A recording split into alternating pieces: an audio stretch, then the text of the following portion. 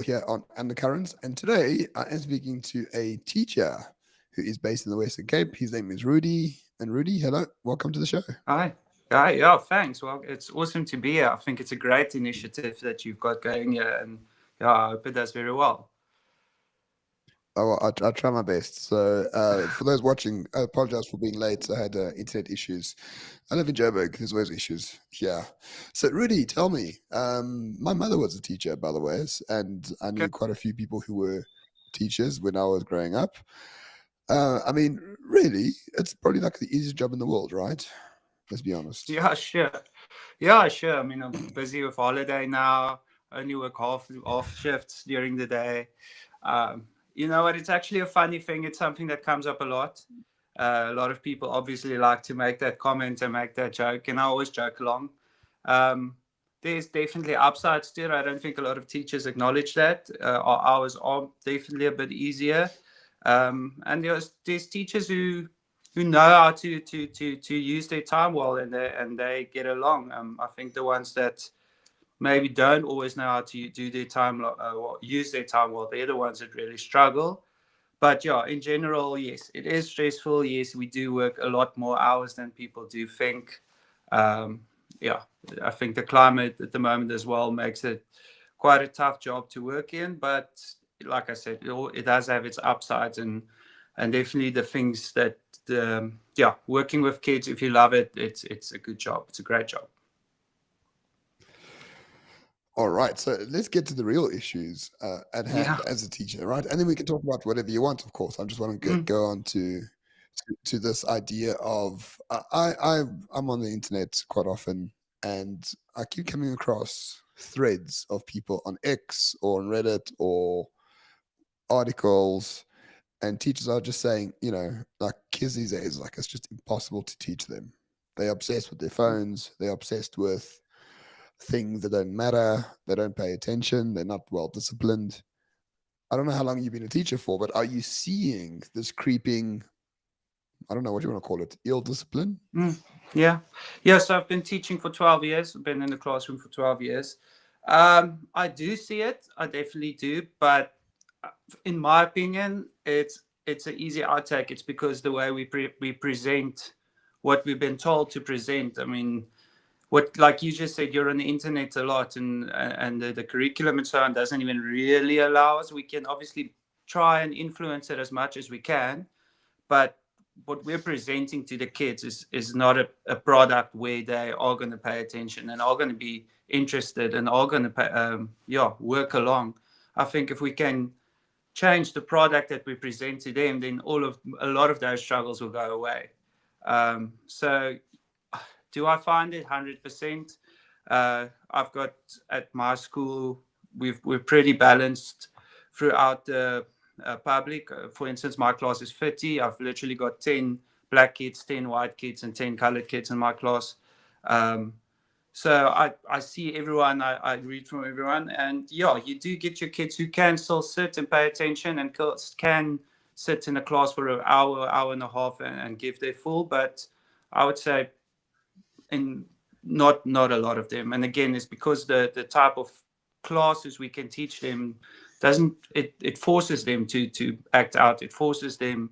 It's so out of touch with reality that they are going to act out. I think if we can present them with a different product, that problem will quickly change. Tell me about that, right? So I think the way I went to school and the way that my father went to school, who's almost 70, I think it's largely the same method of teaching, right? If Yeah, I remember yeah, going to school, you go to your class, you sit, the teacher speaks for half the class, and then you have the other half to do what the teacher told you to do, really. yeah. Pen and paper, nothing else. And that basically is what, is that still the, I mean, I'm sure that's still the case. I haven't been to my kids are still young, so they go to school, but not to learning school. But is that still the case for the most part, I assume? It's one of the biggest problems I think in education is if you look at everything around the world, how much everything has changed. Education is probably the one that hasn't changed. Education was started with the concept of grades, years, pairing kids in certain, like I said, age years and groups. It was done for the Industrial Revolution. The idea was that it worked like the Industrial Revolution: get the kids out of school, get them Yeah. into a factory. And like you said, the way your dad went to school, the way my father went to school, that's how we still sit. Still, not every class. There's a lot of teachers out there who are doing very well within the constraints. Um, but I mean, most of the class you're going to go into, kids are still going to sit in rows, still going to work from a textbook, still going to write. I mean, I don't know how much writing you do. I don't do a lot of writing at all, except for marking my kids' work.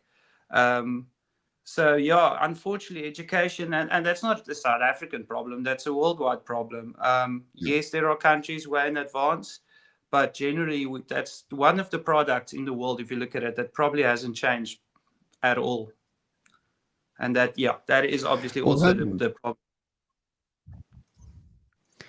Yeah, it hasn't because the government controls it, right? Mm, This is the usual thing that you find. As soon as the government controls something, the innovation just goes out the window.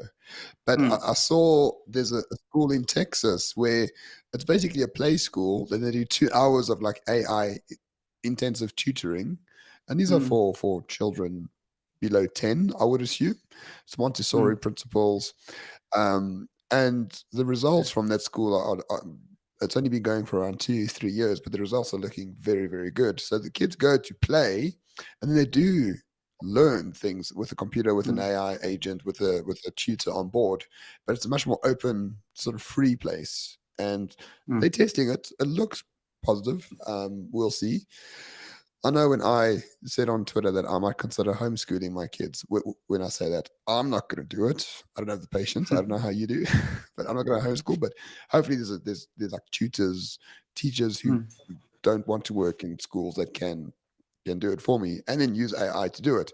People were just like howling at me. It's like, oh, how dare you do this? People need to, the kids learn to get up in the morning, and I don't know if that's important anymore. I mean, if you love what you do, it doesn't matter what time you get up in the morning. It doesn't matter, mm, like, how can I explain this? As an entrepreneur, you wake up because there's stuff to do mm. and it's No, I agree. exciting. Yeah.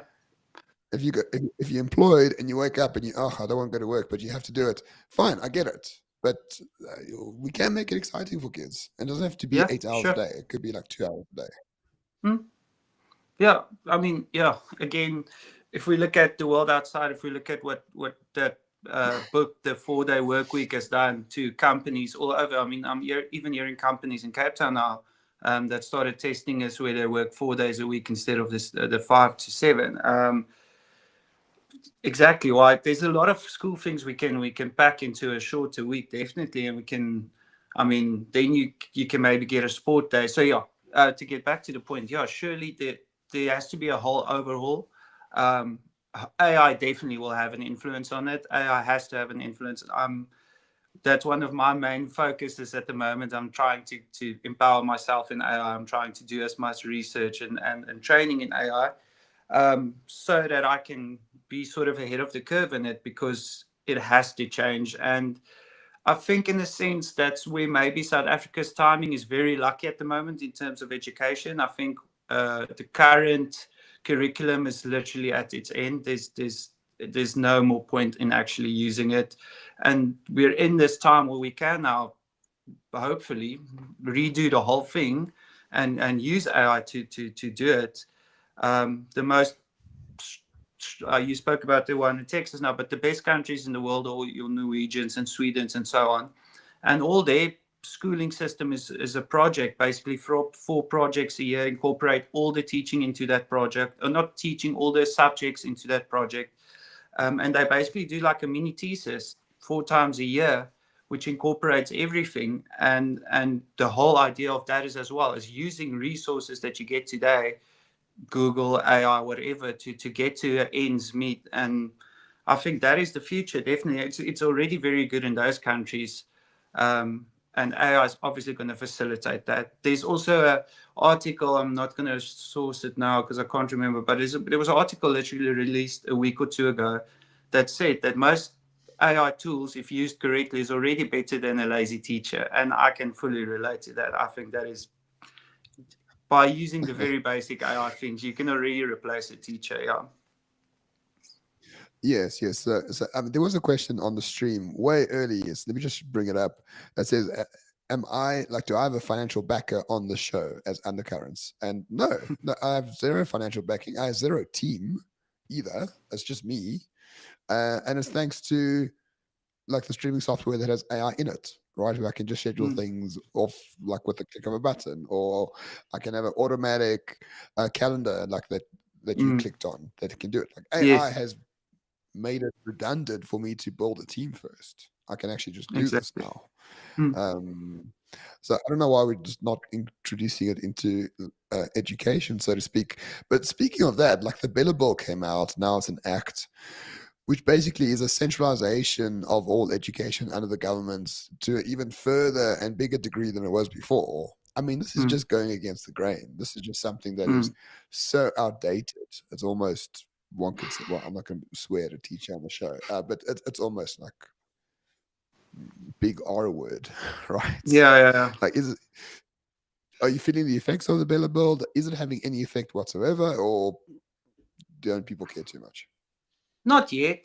No, not yet. Definitely in my, I haven't felt anything. There are a lot of things being mislooked on the Bella Act as well, which are good in terms of there's more like discipline um, things that's been sent out with the Bella Act that puts discipline more set in stone and actually helps a lot of schools. A lot of people like to misread all of those things. I'm not promoting the Bella Act as a general at all. I do not believe in it.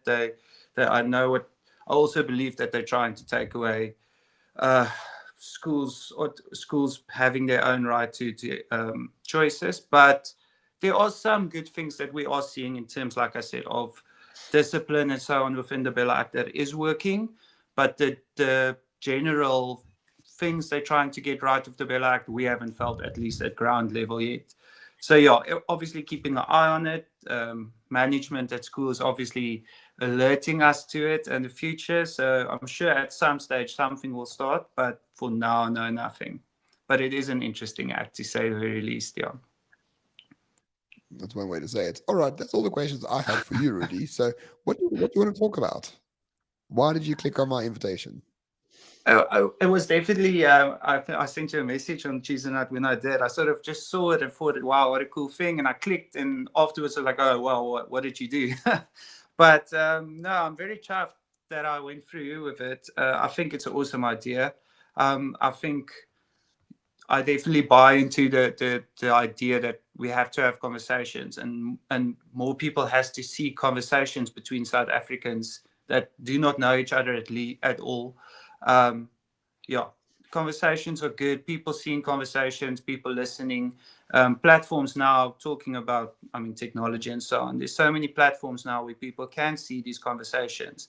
I think you said in the previous podcast that you believe 8 out of 10 South Africans would agree on most topics and subjects. And the only way we're going to Yeah, find out if that's true is if we talk to each other. I think at the moment, a lot of news we're getting about how other South Africans think is through politicians and through the media, which is wrong. So we sort of make up our minds already of what we think other people think, and then at the end of the day, no one thinks that way, and we sort of cut ourselves off or get mad without needing to because we don't really know what the other people think, and actually the other people think a lot like we think. So that's again what I want to say. This is such a great idea because I hope that from this, a lot of people can see, hey, we do actually think alike, or we do actually have a lot in common. no, we do. And if you actually read the news, really read it properly, it's basically propaganda for different political factions. Right, even in Yeah. Kwanazi, he comes out. I rate him highly, really highly. In Kwanazi's out right now in Parliament, he isn't picking a faction, which is what's so interesting Mm, about him. For the first time in my mind in a long time, there's no factionalism. It's just like these are the rules. This is how they were broken. The DA broke them. The ANC broke them. These people within these organizations all broke them. I'm not a politician. I'm a policeman. I enforce the law. mm, That's nice. But when I yeah. was working in government, and then they came out with their story about me, there was like DA people telling the media nonsense about me, and they just ran the story. Like they didn't even ask me for Yeah. comments on anything, right? So my story was inter-DA politicking. Mm. There was no benefit to the country. It had no Mm. relevance to anyone Mm. anywhere. Yeah. Um, and most stories you see, right? And I know this for a fact. Most stories you see, like someone told a journalist something that would be to the detriment of the opponent of the source. But there's no story about South Africa. There's no story about what do we Mm. want? Like, Yeah. do we want to get along with Donald Trump's America? Do we want the Bella Bill? Or do we actually Yeah. want NHI? Well, no one asks these questions. Like Yeah. zero people ask Agreed. these questions, and I find that so frustrating that Yeah. I, I don't know what people think on the street. Insane. Yeah. No, I mean, I talk. I'm lucky as a teacher. That's where it's lucky. I mean, I talk to all my parents at some stage, whether you stand next to a hockey field, a rugby field, or whatever. Um, with the diverse group we have as teachers, I mean, that's one of the most sort of frustrating but exciting things as well at our school. Talking with all races, all types of people, and you just see this cohesion of what South Africa can be, what we want South Africa to be. Um, where again, then if you take out, if you open a newspaper or you open any news app, you kind of see the opposite. And yeah, it is the media is creating the in my opinion, all the political parties want to create such divisions and they're using the media. And again, it's working because people aren't talking to each other, they're not getting ideas, they're sort of just believing what they see. And there's people out there who believe I just hate them and I for no reason, not obviously specifically me, but that's the idea they're putting out there. And but I do believe that the media is struggling. I mean, I do believe if you I'm on X a lot, and well, if you went on the previous elections, X probably wasn't the right place to be on. It was quite wrong with its predictions. But if you look at all over the world, people are just plainly ignoring media, not listening, not reading. Yeah. Numbers tell it. Most media outlets numbers are down.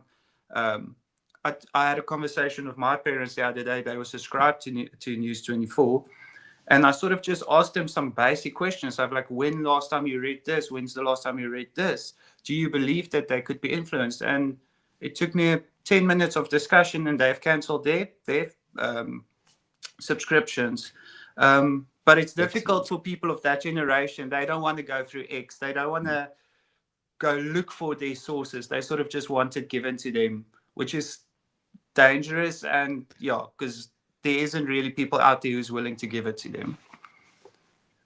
Yes, and I think that's fair. I read the Sunday Times every Sunday because it gets delivered to my parents-in-law. So we see them for Sunday lunch. So I go there, the Sunday Times, and it just gets thinner and thinner and thinner every week. Yeah, And I yeah, actually read it the other day, and there's nothing of interest. I knew all of this on X days ago. yeah, What's the point of the yeah. Sunday Times? I, I just want to ask you a question from one of our viewers. Kwanzaa asked, "What are the race relations in the school and among young South Africans, in your experience, at least?" It's it's all, I don't want to say it's non-existent because I don't know if that's the right way to put it, but in my school, and I've coached provincial hockey sides where you sit with a mixture as well. You honestly, they just get along. They don't worry about these things. There's Correct. no one talking to them about it. There's no one reminding them about it. They literally again in my school, everyone gets along with everyone. They just went to go 50 kids went to go row in the Orange River. I mean, they were together paired in boats. You just pair them. You don't care. I've got like I said, 10, 10, 10 in my class. They sit in groups of five. They sit. They're just friends. Everyone's friends. Everyone get along. They play sport together. They just get along. And that's again what I said earlier. If you look at the ground level and you look, even the parents, they stand next to the field, who all might be influenced.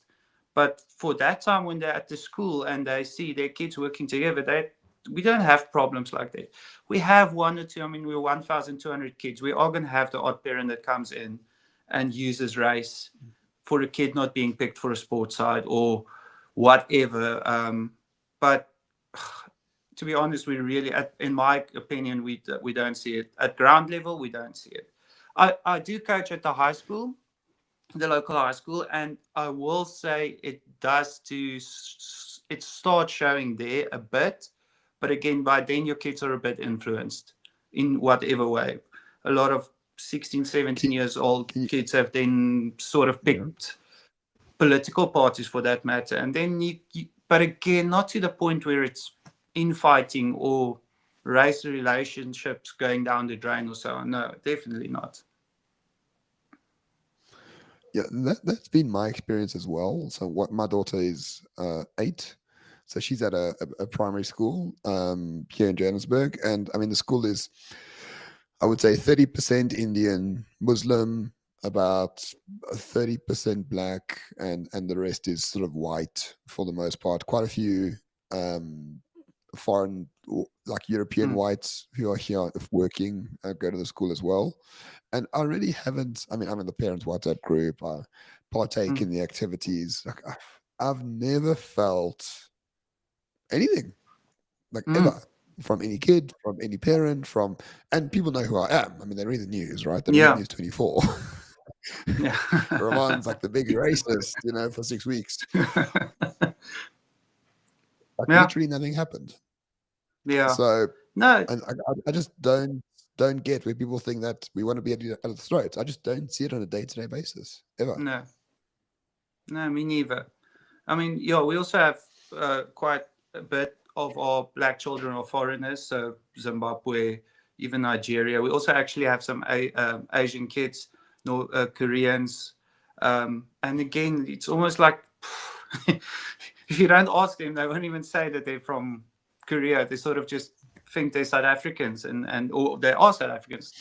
They fully operate like South Africans. And I mean, they're Korean. They learn Afrikaans, which by then is their fourth language. And the one Korean boy Yeah, in my class, I think, is fifth in the grade. I mean, he's what first or second, third or second in the grade generally. Obviously, he's a very smart boy, but I mean, he's fifth in the grade or something for Afrikaans, which is by that time about his fourth language. And these guys, they just integrate. So yeah, at ground level, there's nothing like this. And yeah, what we see on X a lot and what we hear from the politicians and so on, that's not what our I'm a grade 7 teacher, so 13 years old. That's not what our 13-year-old kids are thinking. That's not what our 10-year-old kids are thinking. Um, and if they are the future, which they are, we can live in a South Africa where I know yesterday there was a lot of talk between you guys about races just living on their own, but I can see it, but I also can't because I also see the way that we just integrate now and work together now, and just everyone uses their strong points and get along and build better things that way. yeah. I think my guest yesterday, Sean, said that Mm, if state power loses its power, like people will just go back to sort of their own internal self-imposed segregation, for the lack mm, of word. And I think that happens in rural areas, right? I think if you go to Eastern mm. Cape, it would be rare to find like a Zulu person in the middle of rural Yeah. Eastern Cape. Like everyone is Xhosa, right? And everyone knows that they are Xhosa and they do Xhosa rituals and traditions and all the rest Mm, of it. But in cities, it's impossible. It really is yeah. impossible. And it's not because the causes are like racist against Zulus. No, it's just because Mm, Zulus are not from there. Neither are yeah. Vendors, neither are Yeah. Collards, right? I know the Eastern Cape quite Mm, well. I go there fairly often. And there's just no population outside of the sort of the white English guys, Afrikaners and Anglos, and then like the causes. There's a few colors in PE, but they stick around PE. But it's not a racial thing. This is just the demographics of the place mm, over centuries. Um, but yeah, in cities it is possible. I would agree with you. It yeah. is very much impossible. Are you finding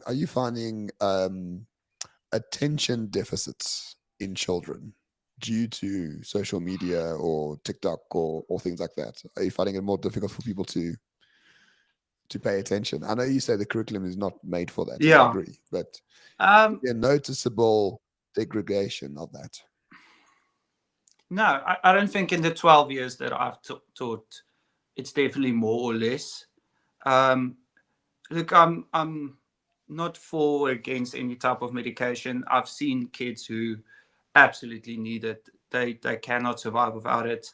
Um, you get the part of parents also overdoing it. You get parents who first problem they see in an 8-year-old kid, they send him to a psychiatrist or whatever, and put him on medication. I definitely don't agree with that as well. Um, but no, I mean, for me, it's difficult because I'm quite stern on this point of as soon as we put something better in front of them, as soon as we have a better system of teaching, a lot of these things will go away. And I mean, it's difficult within the framework. I have a style of teaching which I call Kagan teaching. My class sits in groups of 5, and it's about a lot about co-teaching and co-learning. So we don't put a slideshow on the board and talk through the slideshow.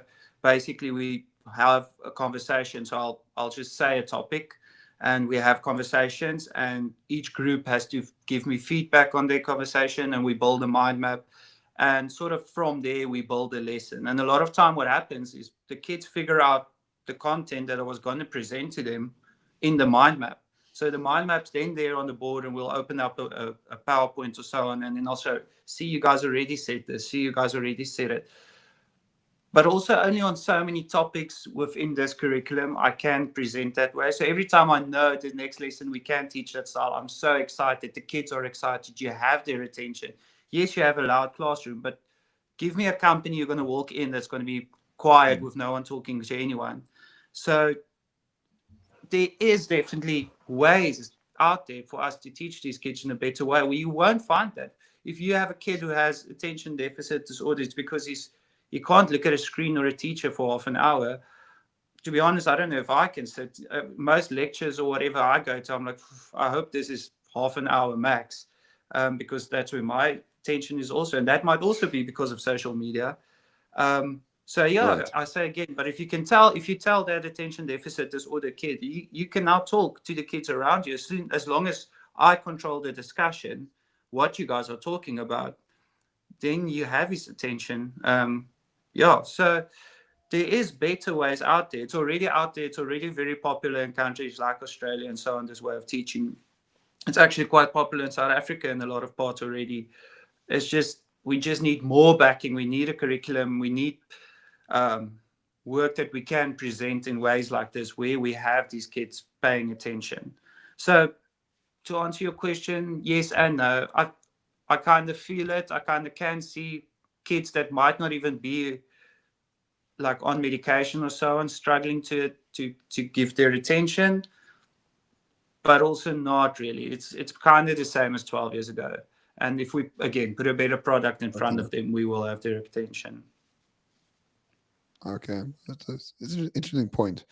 I like that the fact is like you're treating it like it's a product in the world that's competing with many other products. Like the Mm, classroom is competing with TikTok and YouTube mm, and dinner with family and movies and playing yeah, in the park. Like it's competing with all yeah, of those things. Why are we yeah, making it so boring? Like, of course, people yeah, will find it boring. I quite like that yeah, perspective. I think it makes a lot of sense what you are yeah. saying. And ADHD, I don't even know if it exists. I'm just gonna be honest with you. I think most of it's bullshit between you and I. Yeah. I remember when I was a kid, school was excruciating for me. I hated Mm, 90% of it. University was excruciating. I hated it. But now that I work for myself, life is good. Like I do what I yeah. want. I can, Mm, I'm much happier outside of the classroom than I was ever in the classroom. mm, Um, so a bit of a hot topic, but someone has asked, and I think it's only fair. He mm. assumes you work for a government school, so maybe a Okay. hot topic about you answering questions about race without compromising your employment. Yeah, well, I did ask Grok earlier what can I say and cannot say. But no, Right? Okay. uh, I'm sure Yeah. unless I literally promote race or promote violence between races, so which I'm obviously not going to do, there won't be a problem. Yeah.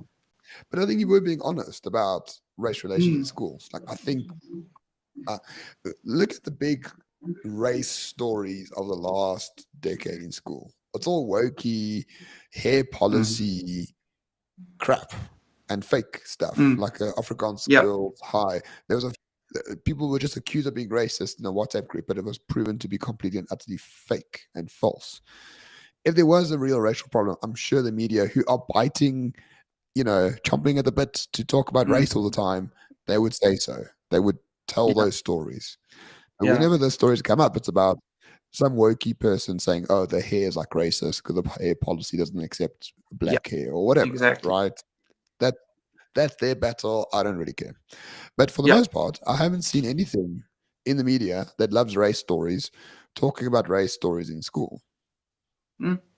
And if you find it, it's also it's the government's fault. I mean, the biggest thing, if we go stay in school but sport, the most of the time where that comes up is when the quota system in the sports side. I mean, I know it's a topic that's been talked over and over about, but just I think it was last Good point. year where the one what do you call it, region, they had their numbers wrong, so they basically they didn't select enough players of color. They had to do retrials again. I mean, that's obviously going to create racial tension, but that's a system that's put in place that is going to create racial tension. Correct. It's not coming Correct. naturally from people being racist or mad or each other or whatever. It's a policy that's in place that is going to ignite that tension every single time something goes wrong along that policy. I think you're 100% spot on in that regard. Mm. Yes, completely. It's social engineering at a state level that's affecting relations at a local level.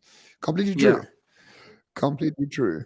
So just tell me, these are supposed to be an hour long, but I'm actually thinking an hour might be a bit too long for Okay. most people who want to watch, and also for my guests.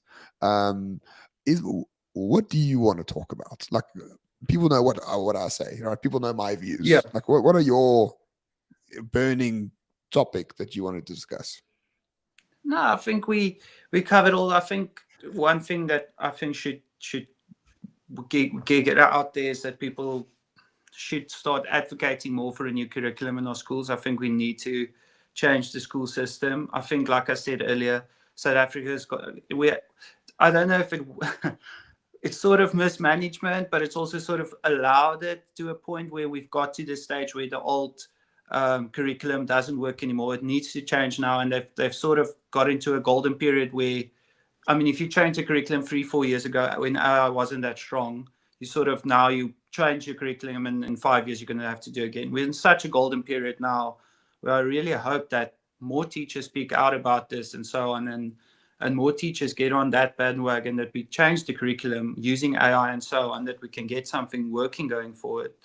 Um, yeah, the other topic, I don't know if it has actually got into the news lately, is the teacher burnout. I don't know if you saw the University of Stellenbosch research that they did, where they basically 50% of the teachers say they don't want to work in teaching for the next 10 years. But again, that comes back to my topic. My point, if we have a better system in place, if we have a better product to teach the kids, I'm sure you're not going to have that burnout. I'm sure that teachers do find these burnouts because they're struggling with kids in class. They're struggling to present the things that they need to present. I mean, I don't want to go down the apartheid route, but we're still teaching apartheid in school, which is not wrong. I'm all for it. Surely the kids need to know what it was and so on. But I'm just thinking about the history teachers in our primary school who's got to teach that topic. I think there's one out of there should be 15, 20. So out of the 20 that should be teaching that topic, I think one actually lived in that period. And then if I teach apartheid, what can I teach? Like, hopefully the Yeah, teachers stick to the facts. But I mean, I can only say what I've heard or what I've read. I basically can say as much to a grade 7 learner that they could go find themselves on the internet anyways, or maybe talk to their parents, correct. although most of their parents didn't even go through that. So yeah, the curriculum needs change. I think that's the biggest thing we need to get out there. I think a lot of, again, we look at this country and we look at a lot of top things that are broken, but if we can solve it at primary school level, at school level, it's gonna it's gonna solve a lot of problems for after school, or yeah, the unemployment rate. All of these things surely can be fixed by fixing schools and fixing curriculum. And but you also touched on it. It's whether the government really wants to do it. So, just one last question from me. So, you're based in the Western Cape. David Mania, I think, is a sort of MEC for education. Um, by all accounts, doing all right. By all accounts, building a lot of schools. Have you taught anywhere else in the country other than the Western Cape? No, Okay. no, no. Okay. I wish I could have said more. The only interaction I get with teachers from other parts is when we go on sport tours and so on, to national tournaments, and you sort of talk to coaches who are also teachers. Um, yeah, generally you kind of get the same thing everywhere. I know I'm very fortunate. The Western Cape Education Department is run very well. I've heard some very scary stories of other provinces, but generally you kind of get the same thing from all the teachers. I don't really, I mean, saying that, I haven't recently spent a lot of time with people who teach at government non-paying schools. I did a postgraduate where I basically only studied with teachers who teach at non-paying schools. So I do have a lot of context for them as well. But what I generally find, and the burnout thing is actually in paying schools because the schedule and so on is just too much. But yeah, so throughout the country with my talks with other teachers, you kind of get the same everywhere. Maybe the HR education department is run a bit better, but at the end of the day, we teach from the same curriculum, the ATPs, as they call it now, that get sent out for us to teach from the curriculum, so it gets sent out nationally, not per department. So Mm. it's Yeah. pretty much the same. Well, Yeah. yeah. Well, thankfully, I was Western Cape might force you to teach work stuff. as, Well, as they it apparently was tried to do. I read a few articles. they did. I saw that booklet. It was very Oh, they scary. did. They Oh, tell did. me. Oh, yeah. Tell me. I don't want to be factually incorrect here, but with the whole Doge coming out in America, the funding, I believe, I might be wrong. Please, people, go fact check. But some of the funding that came from America went to trans. What do you call it? They want to just like teach kids about this. So there's a booklet. You can find it somewhere online. I think it's actually under the Western Cape Education Department or under the DBE conscripts, which these guys financed, where they spoke about grade R and triple and double R, so what, 5 and 6 years old, where they wanted to start putting ideas into those classrooms. And it was very subtle. It was like, let the boys must not be allowed to play with the dolls, and the girls must, or the boys must be allowed to play in the kitchen area as girls, and so on. Very subtle, but if you read it correctly, you could see what was idea. Thankfully, I haven't seen it. I didn't see it at our school. I didn't think it actually made print, but it is online. You can still find it. It's a very scary read, especially the fact that they went to 5 and 6 year olds with this, or that was the idea. That was the idea, but the idea never sort of materialized in reality because Elon Yeah. Musk cut off US aid money. Really? Yes. Huh? Mm. Interesting. It was. Yeah, it was definitely. I mean, I'll go look it up again. It feels like forever ago that Doge did all those things, but it's actually the other day because so much has happened. But yeah, I'm pretty sure some of that money that was cut off from USAID was directly went to this project. These people that made these books for the government. So yeah, that was a scary thing. And it Thank might goodness for still be the Elon idea. Musk. I mean, the material is out there. You never know. Yeah. It might still get out. Well, if it is, you must let me know. All right, send me an email. You've I got my will. details. Yeah, I We will. can we can talk about this. Rudy, But yeah, thank you so much for your time. yeah. Sorry, do you have one more Listen, thing to thank say? you. Sorry. Do you have more things on your mind? No, I'm good. Yeah, thank you. I hope, like I said, I hope you get to talk to a lot of interesting people on this, and I hope we get to see a lot of people ideas. I'll definitely be following. Thank you very much for having me. No, really, the pleasure is indeed all mine. Thank you so much. And for those watching, thank you so much for joining us. Join me tomorrow again when I'm speaking to someone else. I don't know yet. It's all on my calendar. I'm booked up all the way till November. I think I've got 20 in a row of these. Sure. So, yeah, subscribe to the channel. And really, do you want to be found online anywhere or just happy for this Um, to go out? I've got one. Have keep an eye. We are opening a, or we're creating a YouTube video or YouTube channel. It's called AI Tutor Toolbox, and the idea is that it's going to be educational videos to help teachers and parents and learners to use AI to help them study, to help them as a tutor. I mean, a lot of the AI products out there are still free.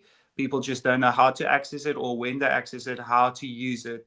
But I mean, you can fully have an AI model being a personal tutor, and we hope through this video we can help people feed into that. So the first video will probably go up in the next week or so on, and the idea is that again we just have learners and parents especially learning what prompts to use, how to type in the prompts, so that they can help their kids and the kids can use AI as a personal tutor. Excellent. Excellent. I'll be looking out for that. Rudy, thank you very much. For those Thank you watching, very thank much. you very much. Have a good rest of the day.